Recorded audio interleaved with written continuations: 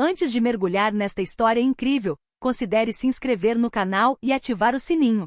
Cada história aqui tem algo a dizer, e você não vai querer perder nenhuma. Na Academia Militar de Ponto Oeste, situados às margens do rio Hudson, o mármore branco dos prédios brilhava como um lembrete constante da elite que formavam. Era um lugar de tradições rígidas, códigos rigorosos, onde o mérito deveria, em teoria, prevalecer. Em teoria, porque nos corredores repletos de história desta instituição, nem todos os cadetes alcançavam a mesma posição. Os jovens recrutas vinham de todos os Estados Unidos. Havia filhos de senadores e generais, acostumados desde a infância a discursos sobre honra e pátria. Havia também aqueles de famílias modestas, que viam West Point como um trampolim para o reconhecimento. Mas, independentemente de suas origens, uma coisa parecia uni-las desde as primeiras semanas: a intoxicação do poder nascente. Eles mal tinham 19 ou 20 anos, mas já com suas botas bem engraxadas e uniformes ajustados, caminhavam como se fossem feitos de aço. Seus nomes eram Hunter, Bradshaw, Ramirez ou Caldwell. Ensaiavam manobras com uma fúria que beirava a vaidade. Estudavam história militar como se fossem profecias destinadas a glorificá-los. Para eles, o mundo ainda era preto e branco, heróis ou fracos, estrategistas ou seguidores. E dentro dessa bolha de excelência marcial, havia uma figura que não pertencia a nenhum grupo, nenhuma patente, nenhum sistema. Sr. Elijah Brooks. Todas as manhãs, ao amanhecer ou sob o sol de agosto, os cadetes desciam as escadas de granito polido em direção ao pátio de treinamento. E todas as manhãs encontravam o mesmo homem. Um homem negro de cabelos grisalhos e crespos, trajava um macacão azul desgastado pelos anos.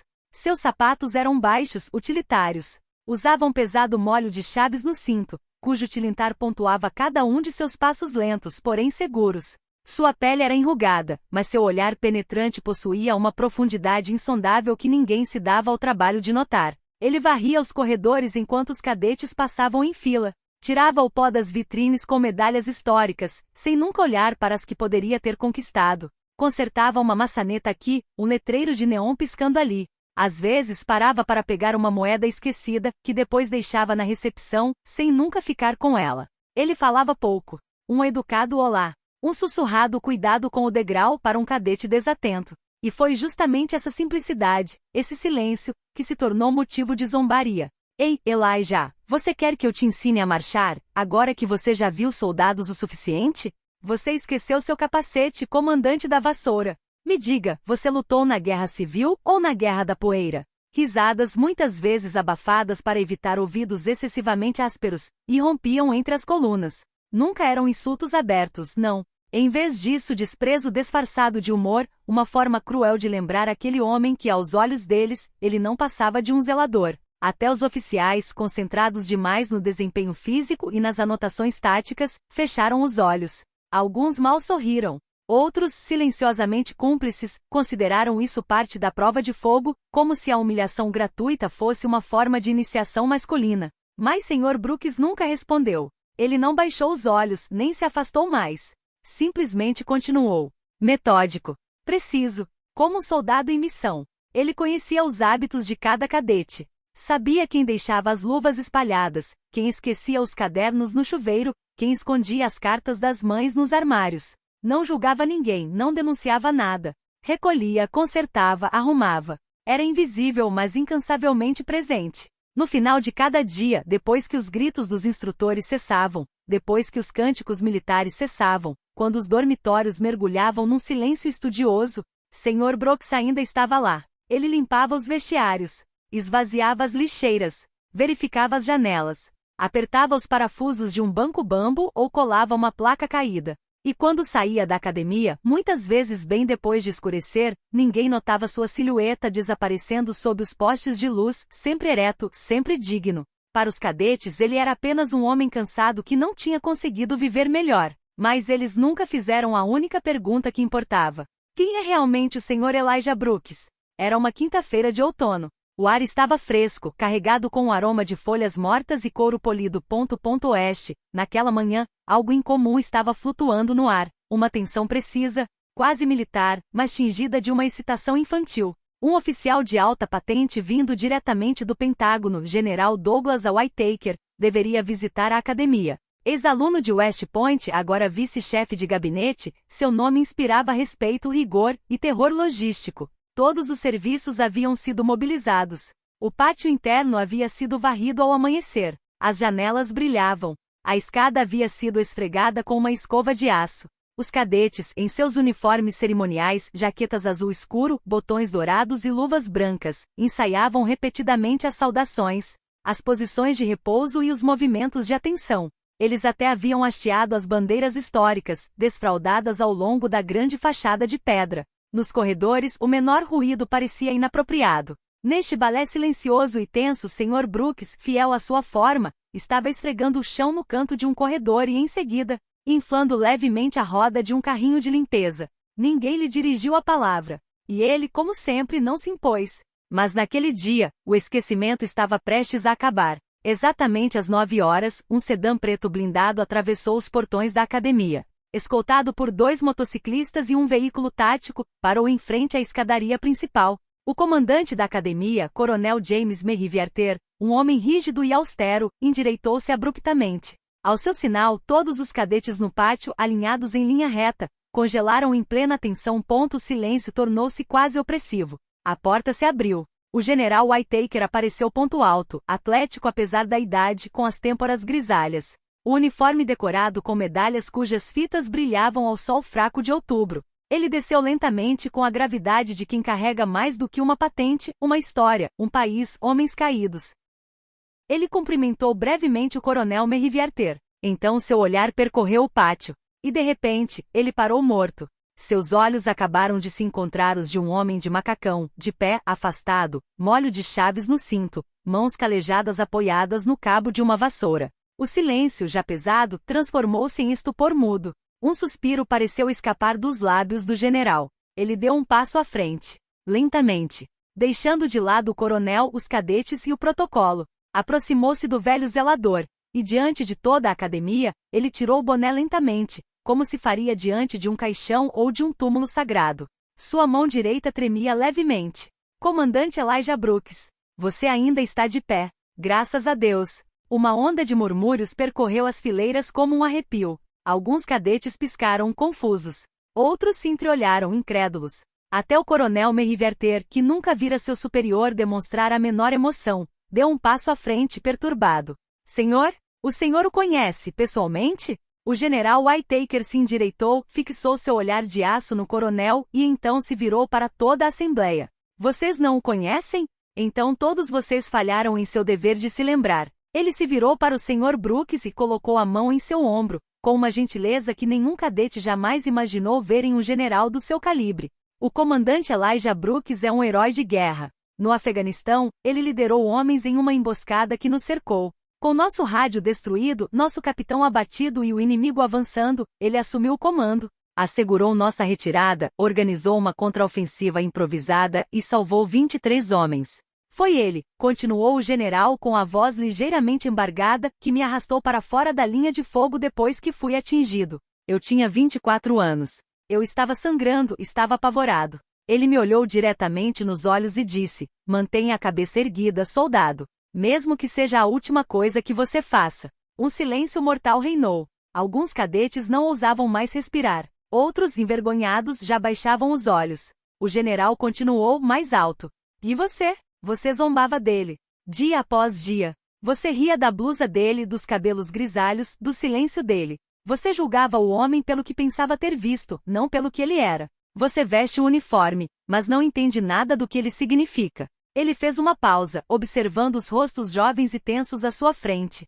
O comandante Brooks me ensinou que nenhuma escola, nenhum livro didático, nenhuma patente jamais poderia ter me ensinado. Humildade, coragem silenciosa, dignidade silenciosa. E se você não consegue ver um herói onde ele está, então você não merece o que veste. Uma batida. 2. Então, sem que ninguém soubesse quem começou, um cadete bateu o calcanhar no chão. Depois outro. Então tudo. Em cadência. Lento. Ressonante.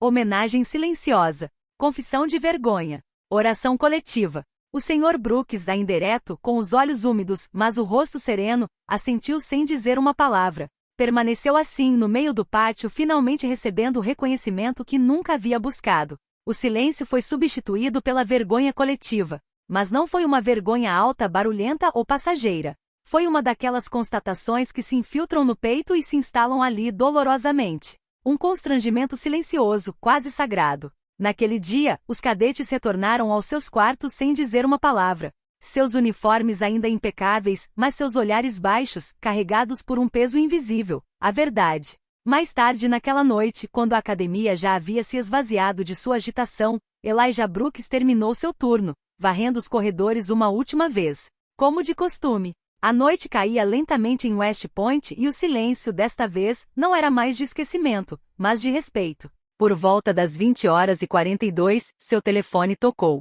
Uma voz firme, mas estranhamente calorosa, foi ouvida. Comandante Brooks, disse o coronel Meriviarter, enfatizando o título. É hora de esta casa lhe dar a honra que merece. Amanhã à noite realizaremos uma cerimônia em seu nome. Os cadetes, o corpo docente e até o general Whittaker estarão presentes. E desta vez é a sua história que eles ouvirão.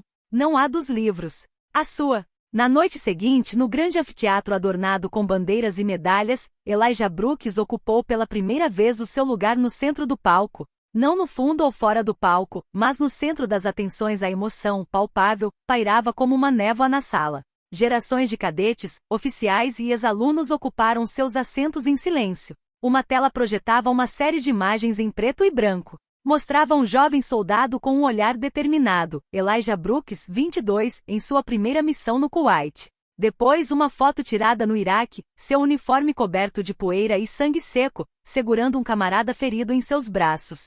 E finalmente uma foto desfocada de sua silhueta em pé em uma crista rochosa no Afeganistão, cercado por jovens soldados, todos sãos e salvos graças a ele. Um antigo irmão de armas falou com a voz trêmula. E ele carregou nossos corpos, nossos medos e nossas esperanças nas costas. Nunca pediu uma medalha, nunca exigiu reconhecimento. Ele nos salvou, e então desapareceu. Como um gigante desaparecendo na névoa.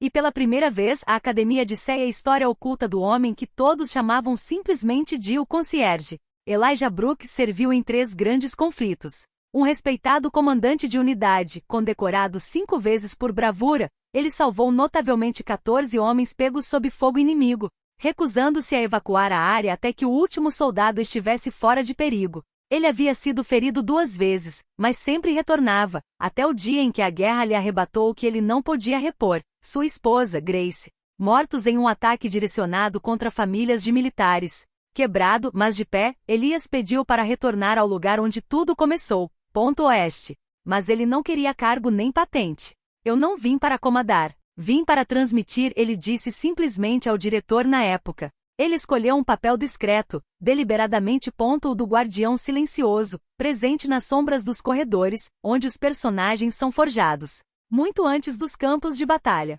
Ele queria ensinar de forma diferente. Não por meio de discursos ou provas, mas por meio exemplo diário, humildade, consistência. Servir nem sempre significa portar uma arma, ele disse uma vez a um jovem cadete surpreso ao vê-lo pegar uma toalha suja que havia caído no chão. Às vezes, é só pegar o que os outros deixam cair, e fazer isso sem esperar que ninguém olhe para você. No dia seguinte à cerimônia, uma mudança profunda ocorreu na academia. Nenhum cadete ousou chamá-lo de senhor ou concierge. Ele estava agora comandante Brooks. Nos corredores, saudações tornaram-se espontâneas, com olhares cheios de sincero respeito. Alguns jovens até se aproximavam dele durante os intervalos, perguntando timidamente: Comandante, é verdade que o senhor andou 3 dias no deserto para trazer de volta um soldado ferido? Comandante, o que o senhor faria se um camarada abandonasse o grupo sob estresse? Comandante, o medo nunca vai embora? E Brooks, sem nunca levantar a voz, respondeu com frases simples. Verdades nascidas do fogo, da dor e do amor ao dever. Suas palavras se tornaram máximas sussurradas nos quartéis, marcos em momentos de dúvida. Ele não precisava de uma plataforma. Ele irradiada do solo. E ele, Elijah Brooks, não havia mudado seus hábitos. Ele continuou a fazer suas rondas logo cedo, lustrando as grades, verificando os extintores de incêndio, recolhendo papéis do chão. Mas suas ações agora tinham um significado diferente. Cada passo ecoava como um lembrete silencioso. Coragem não faz barulho. Em seus olhos, algo novo brilhou, paz. Não a dos heróis glorificados, mas a do homem finalmente reconhecido pelo que ele é. Um pilar discreto. Um transmissor de memória. Um herói sem uniforme.